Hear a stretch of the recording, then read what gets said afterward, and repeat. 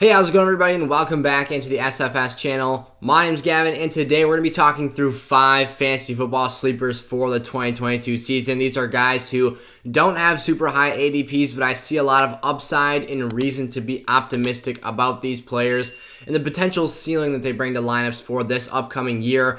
Just a quick note before we get into today's video, those of you who are looking for draft guides this season can get complete access to my entire sleepers, busts, must-own players, rankings for both redraft and dynasty, all by heading over to sizzlefantasy.com, signing up, creating an account, and checking out Underdog Fantasy, and using promo code SFS when you sign up and deposit $10 or more. You guys can also hop right into a draft with me on Underdog. We've got a live community lobby right now, and once that sucker gets filled, we're going into the draft. We're getting started. It'll be a slow clock timer because I know you guys are busy. Everyone's got a live here during the summer. So again, promo code SFS on Underdog Fantasy unlocks the draft guides for you on sizzlefantasy.com for free.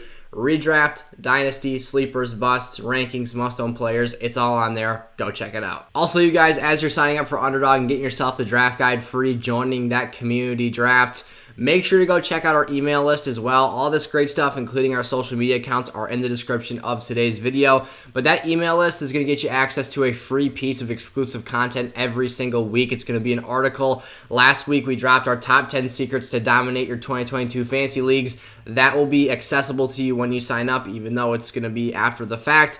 This week, this Sunday, you'll be getting my top quarterback and wide receiver stacks for the 2022 season. So go check all that stuff out again. Promo code SFS on Underdog gets you the draft guides free and playing in fantasy leagues with me and other members of the community this season. So Dameon Pierce, rookie running back from the Houston Texans, is the first name I want to talk about in today's episode.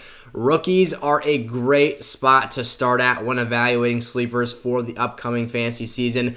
Sleepers are obviously the guys that are overlooked, and that's what fantasy football is all about. You're looking for guys in the later rounds of your drafts who have the opportunity to outproduce the expectations placed upon them during the summer and thus give you a big-time reward in your lineup during the NFL year. Now, rookies in particular, especially guys like Dameon Pierce at the running back position, are excellent positions to look at and areas to start because of their opportunity to get on the football field, to give you high levels of valuable production, and to be players that when you can find an avenue for them to have success, all that needs to happen is the NFL team has to see that similarly and get them out there on the field. Dameon Pierce, I think, has the chance to take over as the lead running back for the Houston Texans sometime this season, because the barriers to entry in terms of the competition for touches in this offense are incredibly low compared to the other NFL teams out there. Right now, Pierce's ADP on Underdog Best Ball Fantasy is the 128.5 overall pick. That's some pretty good value on a guy who, again, by the end of the year, maybe even the midpoint of this season, could be seeing the lead running back role for this Texans offense. Last year, just some key offensive stats I want to read off. They were 21st in passing plays per game. So this, even though they were a team that wasn't a super favorably game scripted offense, they were probably in negative game scripts for the majority of the time because the Texans were a very poor team this season. That's why they had the number 3 pick. They were still having a moderate level of balance, and they didn't want to throw the ball all over the yard because that was not the strength of this offense. Still, however, the team was just 21st in team run plays per game. So 21st in both run and pass plays per game. It's not terrible. It's not quite the bottom third of the league, but it is kind of in that lower end of the middling pack there. I think if they can take steps forward in the right direction here, maybe shore up that defense a little bit, sustain drives a bit longer, if Davis Mills can take even a half to a full step forward. He's not an elite quarterback talent, but he's definitely a guy with talent, poise, and the ability to be a good system QB and a good game manager. I think that they could be working with something here. Dameon Pierce, to me, is a nasty and physical runner, and I think that his skill set would add an edge to this offense that this team is desperately looking for, and I don't think the first 2 running backs on the depth chart entering into the preseason here are guys that bring that to the table. The first guy, of course, is Rex Burkhead, who was one of the sneakiest fantasy lineup pieces down the stretch last year. He is entering his age 32 season. He's 31.9 years of age today, which is very old for, first of all, someone who should not be a workhorse running back for a football team, and B, who for most of his career was more of a third down back than he was anything else. Now, that brings you into just kind of his athletic measurables. Again, what does he bring to the table? I think he's a really smooth pass catcher out of the backfield and is a really good third down back. He ran a 4.73 40-yard dash, so this is not the best athlete in the world that we're talking about here. He is not supremely gifted in terms of physical strengths. I think that Dameon Pierce is probably the best athlete and obviously the freshest legs of anyone in this backfield. And when you talk about a guy who is, again, wasn't really thrust into a workhorse situation at any point in his NFL career until last season when the Texans were desperate for somebody to take grasp of that run game. That's when Rex Burkhead really stepped up to the plate. I don't think they have too much attachment to using him as the lead back. I think they'd be very open to going other directions. And that brings you to Marlon Mack, who's going to be the second guy here in this backfield that Dameon Pierce is going to be competing with for lead touches. He's not an elite level athlete either, and he's coming off of 2 rough seasons. Because he had an Achilles injury that devastated him during the 2020 season after he had kind of established and proved himself as the lead RB for the Indianapolis Colts. But this is another player with just a 4.5 second 40-yard dash, which is not game-breaking speed. This was not an extremely explosive runner. He was a steady Eddie type guy, 4 yards per carry, and run north and south. He's not going to be a guy who's super agile in space, not a guy that's going to catch a ton of passes, but he has not played a full 14. He's never played a full season, but he hasn't played 14 or more games since the 2019 year, which was his last season as a lead back. Because again, Week 1 in 2020, he tore that Achilles, and then last year he was just pigeonholed behind Jonathan Taylor, who's a bona fide workhorse in this league, and obviously one of the best young talents at the position. So Marlon Mack is looking for a bounce back season. You could very easily put him in as the sleeper for today's video and for today's list. But I love the optimism of a Dameon Pierce in this situation, the ability for him to be a guy that brings a 5'10", 224-pound frame, a 4.59 40-yard dash. So this is no game-breaking speed player either, but I do think that he's a lot nastier, a lot more physical, would be a phenomenal asset on the goal line. Not a super great receiving back. Maybe Rex Burkhead carves out some sort of a utility there for himself in this offense, but again, first and second down, goal line work, even third and short situations. I mean, I think Dameon Pierce at this draft price, he doesn't have to be an RB1. This is a guy you're drafting in a 10-man league in the 13th round. You're going to get some very good levels of production from him for, again, the draft price that I think that he will deliver on. 4th round pick by the Texans on draft day this season. So not elite levels of draft capital investment, but you are getting a fair enough amount that you wouldn't see too unlikely of a situation for him to see the field. And even a guy like Elijah Mitchell as a 6th round pick was able to take over that San Francisco backfield a season ago. Staying with the running back position here, I want to talk Ronald Jones. His ADP is 129.3, so less than half a pick behind Dameon Pierce. This is another running back that I think has really good utility, especially in standard formats, first and second down, third and short situations, goal line work. He is clearly the biggest and most physically capable running back on this roster. Now, they did just bring back Jerick McKinnon, but he's a very small player. CEH, obviously a former first-round pick in 2020. He is more of a scat back build as well.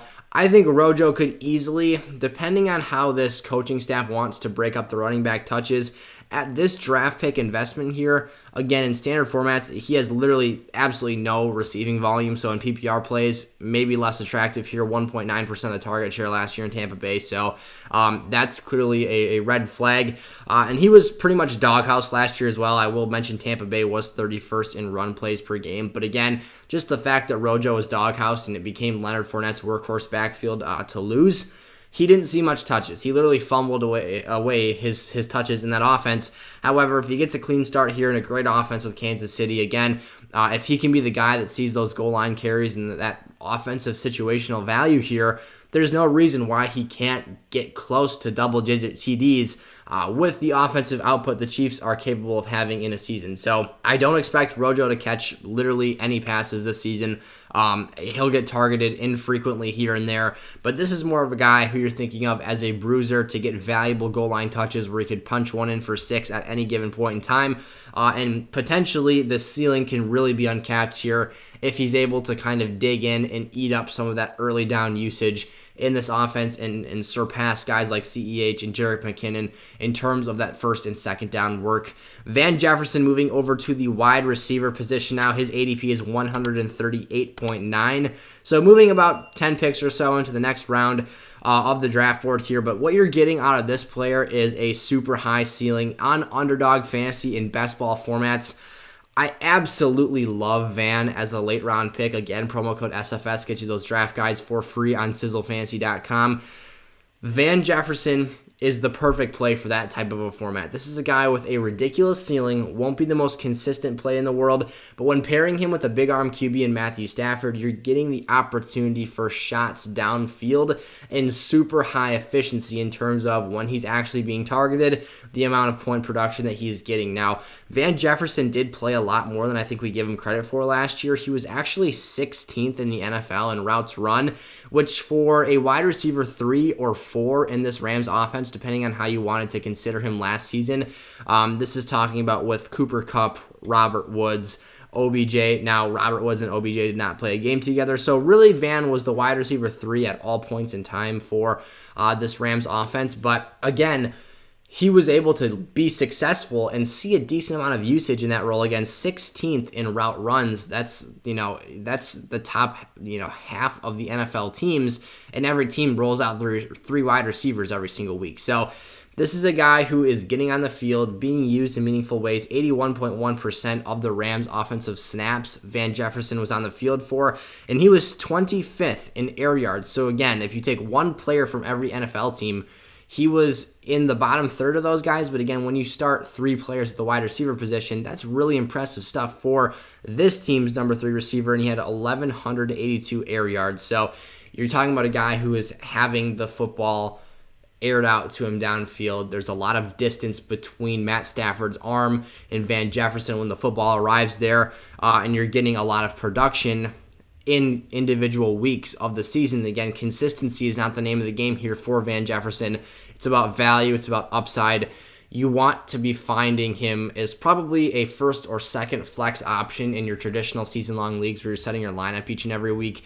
But at any given time, he could go over the top, out of the slot, run a fade ball or a seam route, and just kill defenses downfield, because A-Rob and Cooper Kupp are going to be sucking up so much attention underneath and in the middle of the field. Heck, even on deep breaking routes, when they run those type of patterns, Van is going to be very, very under-respected by opposing defenses, and I think he'll be able to capitalize greatly with that.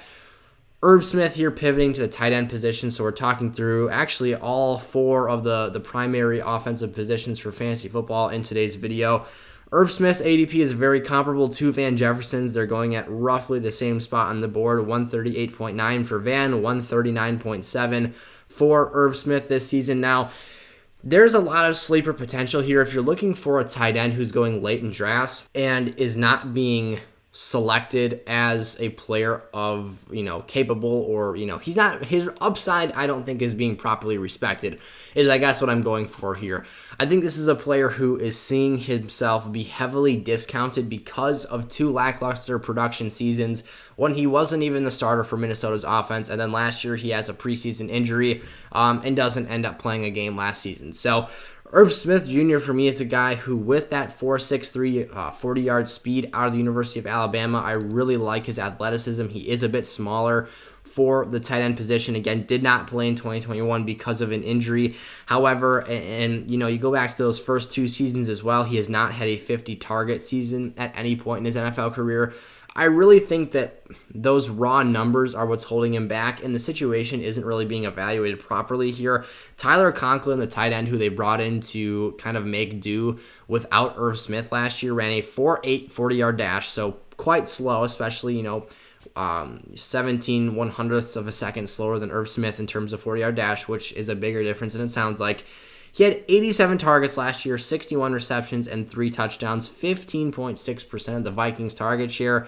I guarantee you, if Irv Smith sees 15% of the target share in Minnesota, he will be a fringe tight end 1 this season. He's more skilled. He's more athletic out in space. He will have the opportunity, I think, to do more after the catch than Conklin did. And I think that Irv Smith will definitely be a more high-level producer than that. You're talking about an offense that has a tendency to want to be a run-first offense, or at least has over the last few years with Kevin O'Connell.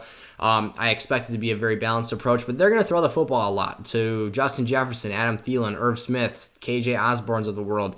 This team does not want to run Dalvin Cook into the dirt. They want to keep arguably the core of their offense put together, and they want to have a situation where he's not getting worn out down the stretch of the season and they can keep him fresh and healthy. So I think they're going to distribute the football to all of their playmakers out in space, Irv Smith being obviously a primary option there. Not nearly as good as a Thielen or a Jefferson, but I do think that he has a really nice role here. He's a mismatch for linebackers. He's too fast and too big for them to cover, and vice versa for safeties. That size and speed combination, he's going to be able to dominate those type of players as well.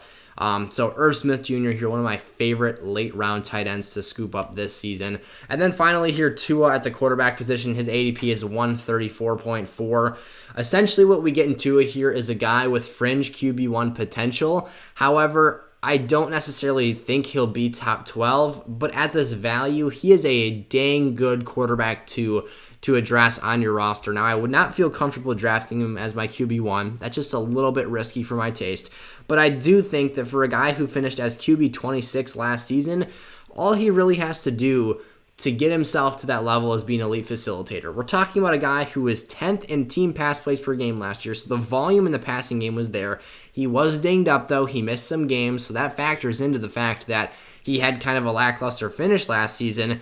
He was still a player who did not nearly have the level of talent surrounding him he does this year. And the big thing that moves the needle is the introduction of Tyreek Hill to this offense. Now you have two of the most lethal wide receivers downfield and after the catch in the entire league. Between Jalen Waddle and Tyreek Hill, there is filthy amounts of upside to be had at the wide receiver position. You've got Mike Gesicki in the red zone as well. And they also acquired Cedric Wilson from the Dallas Cowboys, who I think is a really nice number 3 receiver, and obviously helps out Tua in terms of Cedric Wilson's fantasy value. I don't think it's that great because there's only so many targets in offense, even if you are 10th in team pass plays per game. But if Tua can be an elite level facilitator, I think he has the chance to have really good production this year. He doesn't have to chuck the ball downfield and make huge big time throws. This isn't a guy, again, I'm expecting to have elite levels of productivity, but if he can be incredibly accurate, which has been his trademark throughout his NFL career so far, if he can continue to, put the ball on time and on target, get receivers hitting stride and running in space,